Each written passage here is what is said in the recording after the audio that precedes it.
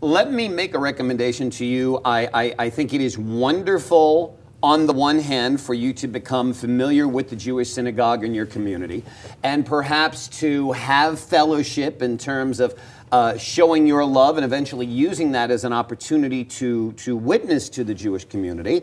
But I will say this with tongue in cheek, I would not suggest that your attendance at the Jewish synagogue be done on a regular basis.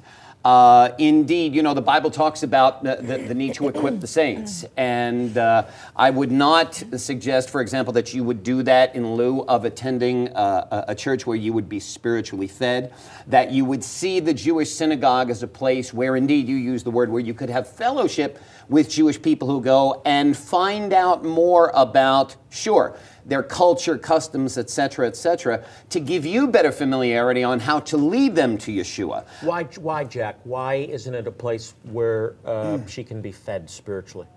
Good question. The reason that this, obviously, the Jewish synagogue is not a place where you can be spiritually fed is, hands down, of course, they don't believe in Yeshua as the Messiah.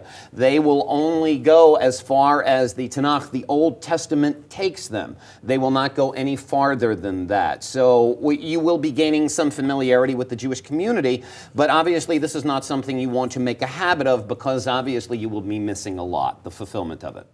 So just to recap, you're saying, in summary, good place to visit, but don't live there. Exactly.